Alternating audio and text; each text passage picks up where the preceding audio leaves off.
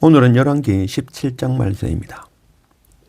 열왕기의 말씀은 북이스라엘과 남유다가 멸망하고 하나님의 성전은 불타고 돌 하나도 돌 위에 남지 않고 유다는 바벨론의 포로로 잡혀갈 수밖에 없었던 왕들의 죄와 백성들의 죄를 낱낱이 고하고 있는 말씀입니다. 그러나 그런 죄악으로 가득한 세상 가운데에도 남아있는 하나님의 사람들의 이야기가 포함되어져 있습니다.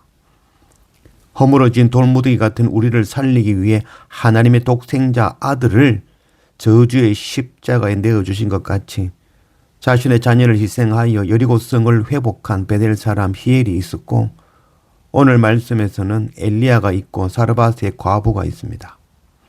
3000년 전의 말씀으로 왕같은 제사장으로 부르신 오늘 우리에게 주시는 말씀입니다. 실망하고 마음에 들지 않고 죄악이 가득한 세상 가운데 하나님의 사람으로 남은 자로 빛을 발하는 그런 우리가 되기를 원합니다. 8절 여호와의 말씀이 엘리야에게 임하여 이르시되 너는 일어나 시돈에 속한 사르밧으로 가서 거기 머물라. 내가 그곳 과부에게 명령하여 네게 음식을 주게 하였느니라.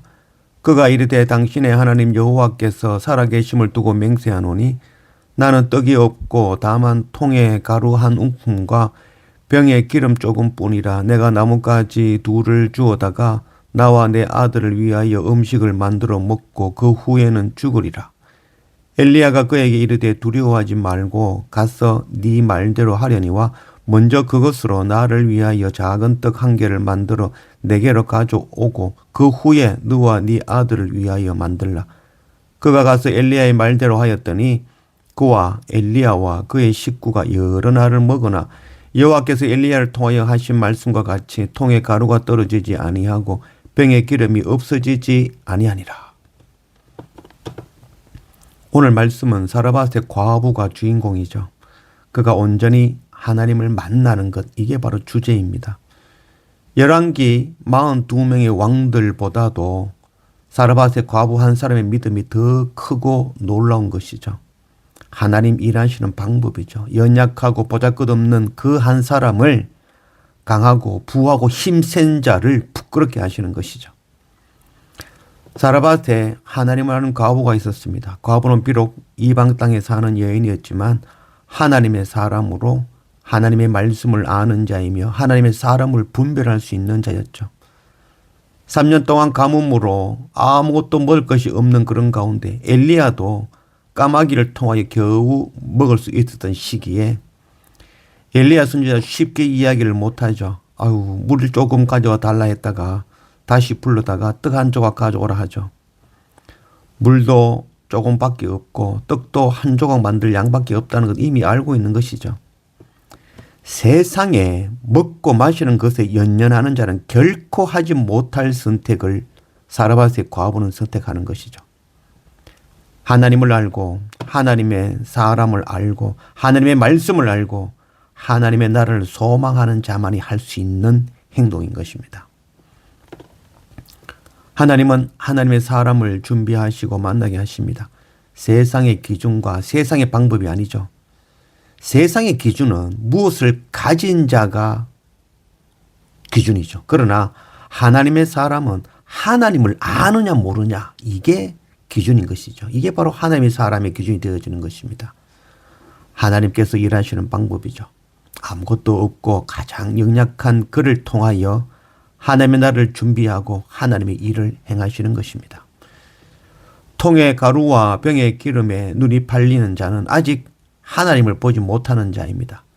떨어지지 않고 마르지 않는 땅의 가루와 기름을 먹어도 결국은 죽죠.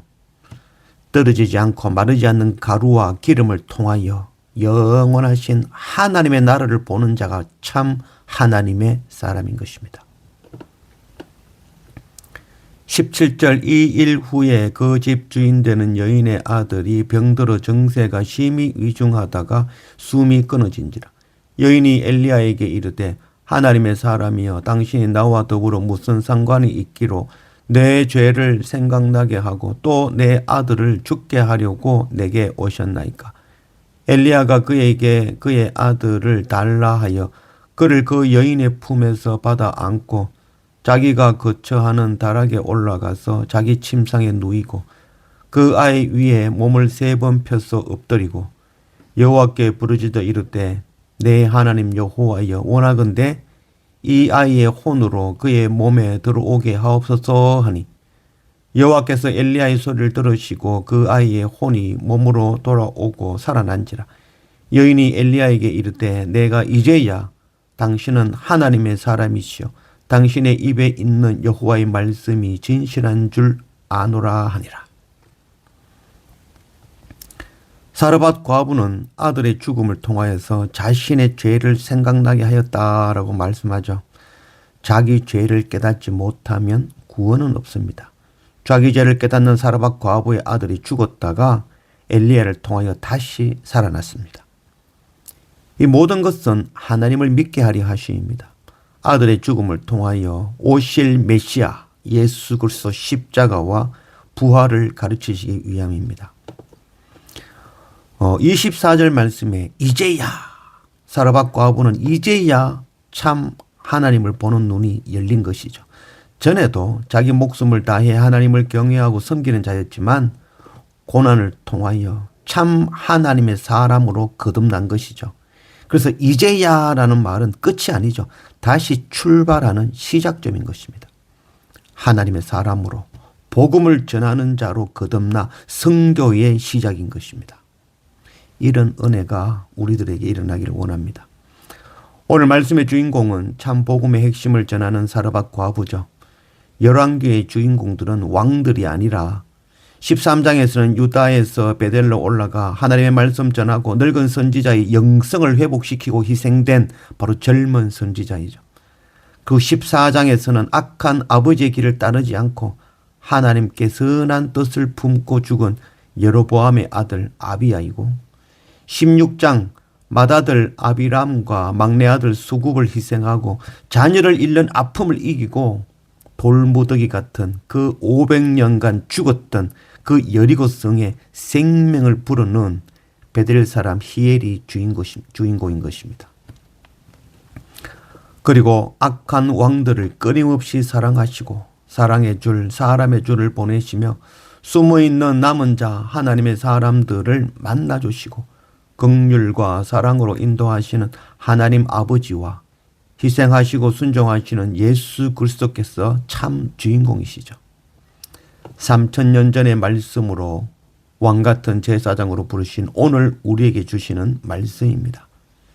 시험을 당할 때 우리의 죄를, 나의 죄를 생각하고 오늘같이 실망하고 죄악이 가득한 세상 가운데에 엎드려 있는 것이 아니라 하나님의 사람으로 깨어나 남은 자로 빛을 발하는 그런 우리가 되기를 원합니다.